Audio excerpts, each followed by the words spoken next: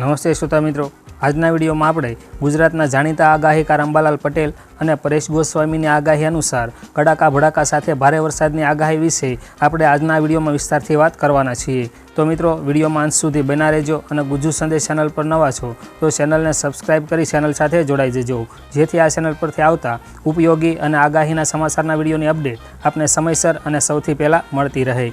તેમજ આ વિડીયોને લાઇક કરજો અને આપના મિત્રો દોસ્તો સાથે આ વિડીયો શેર કરજો।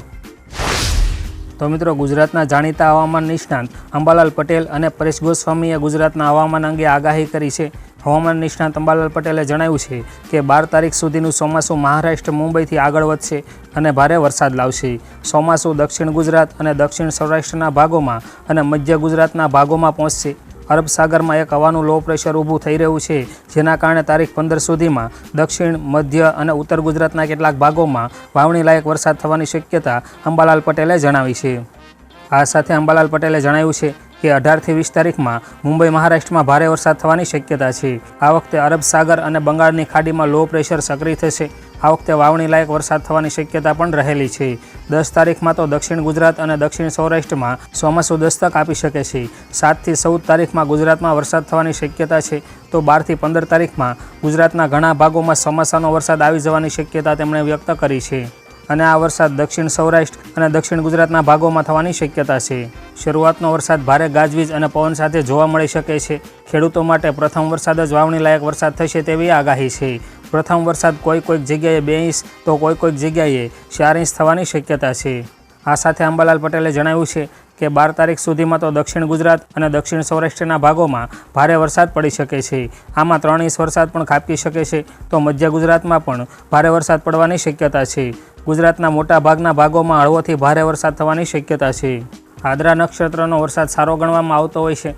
આ નક્ષત્રમાં વાવણી કરવામાં આવે તો સારો પાક થતો હોય છે। 8 તારીખે અરબ સાગરમાં હવાનું હળવું દબાણ ઊભું થઈ શકે છે, જેના કારણે ભારે વરસાદ થવાની શક્યતા રહેલી છે। તો બીજી બાજુ હવામાન નિષ્ણાંત પરેશ ગોસ્વામીએ પોતાની આગાહીમાં કહ્યું છે કે દક્ષિણ ગુજરાત અને સૌરાષ્ટ્રના દરિયા કિનારાના ભાગોમાં વાદળછાયું વાતાવરણ જોવા મળી રહ્યું છે। તે તમામ વિસ્તારોમાં 1-2 દિવસમાં છૂટાછવાયા ઝાપટા જોવા મળી શકે છે। 9 થી 13 જૂન દરમિયાન ગુજરાતના અનેક વિસ્તારોમાં તીવ્ર પ્રી મોન્સૂન એક્ટિવિટી થવાની શક્યતા છે। તીવ્રતા સાથે ગાજવીજ અને પવન સાથે ગુજરાતમાં વરસાદની શક્યતાઓ રહેલી છે। તો 9 થી 13 તારીખ દરમિયાન દક્ષિણ ગુજરાતના તમામ વિસ્તારો અને સૌરાષ્ટ્રના કેટલાક વિસ્તારોમાં તીવ્ર પ્રી મોન્સૂન એક્ટિવિટી થવાની શક્યતા છે। હવામાન નિષ્ણાંત પરેશ ગોસ્વામીએ અરબી સમુદ્રમાં જોવા મળી રહેલી હલચલ અને તેની ગુજરાતના હવામાન પર અસરની આગાહી કરી છે। તેમણે ગુજરાતમાં ચોમાસાના આગમન અને ક્યાં સુધી ચોમાસું સક્રિય રહેશે તે અંગે અનુમાન વ્યક્ત કર્યું છે। તેમના મતે ગુજરાતમાં ચોમાસાની એન્ટ્રી ધમાકેદાર જોવા મળશે। દક્ષિણ ગુજરાત અને સૌરાષ્ટ્રના દરિયા કિનારાના ભાગોમાં વાદળો જોવા મળી રહ્યા છે। તે તમામ વિસ્તારોમાં છૂટાછવાયા ઝાપટા પણ પડી શકે છે। તો મિત્રો, આ રીતે અંબાલાલ પટેલ અને પરેશ ગોસ્વામી દ્વારા ભારે વરસાદની આગાહી કરવામાં આવી છે। તો મિત્રો, વિડીયો પસંદ આવ્યો હોય તો વિડીયોને લાઇક કરજો, વિડીયો આપના મિત્રો દોસ્તો સાથે શેર કરજો અને ગુજ્જુ સંદેશ ચેનલ પર નવા છો તો ચેનલને સબસ્ક્રાઈબ કરી ચેનલ સાથે જોડાઈ જજો, જેથી આ ચેનલ પરથી આવતા આવા ઉપયોગી અને આગાહીના સમાચારના વિડીયોની અપડેટ આપને સમયસર અને સૌથી પહેલાં મળતી રહે।